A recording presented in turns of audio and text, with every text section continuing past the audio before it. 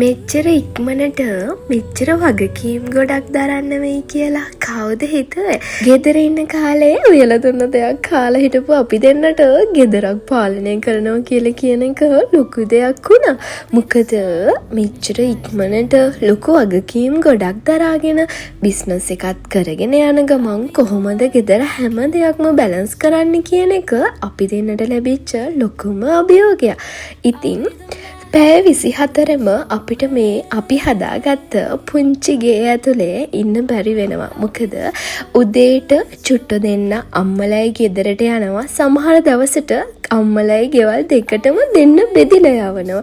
ඉතින් අපි දෙන්න විතරක් උදේට මෙතන ඉඳලා වර්ක්ෂොප් එකට ගිහිල්ලා ඉතින් හවසට ඒ දෙන්නත් අරගෙන නිවි සැනහෙල්ලේ ඉන්න තැන තමයි මේ.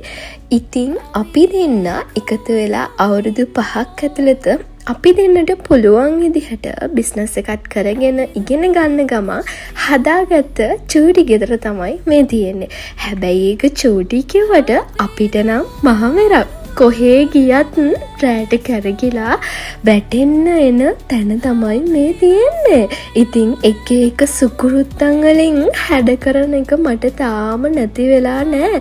ඒක මට හැම වෙලාවෙම හිතන දෙයක්. ඉතින් එක ජාතිය දේවල් එකතු කරලා ගෙදර ලස්සන කරන්න මට පුළුවන් හැම වෙලාවකම මං try කරනවා. වැඩේ තියෙන්නේ මට ඒ වෙලාවට ඉන්න බැරි වෙන එකනේ. ඉතින් චුට්ට දෙන්නත් එක්ක හරිම අමාරුයි හැම වෙලාවෙකම ගෙදර පිළිවෙලට තියාගන්න. ඉතින් චුට්ට දෙන්න නැති වෙලාවේ පොඩ්ඩක් පිළිවෙලට තියෙන වෙලාවේ තමයි මම මේ වීඩියෝ එක අරගෙන ආවේ. මොකද ඒ දෙන්න තාම දුවන පනින කාලේනේ. ඉතින් හැම වෙලාවකම මට ඒ වැඩ කර හිටියොත් අනිත් වැඩ කරන්න වෙන්නේ නැහැනේ.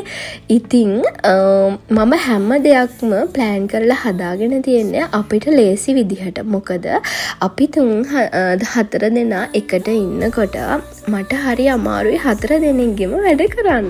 ඉතින් ඒ හින්දා අපි දෙන්න බෙදාගෙන ලේසි විදිහට තමයි ඒ දේවල් තියාගෙන ඉන්නේ.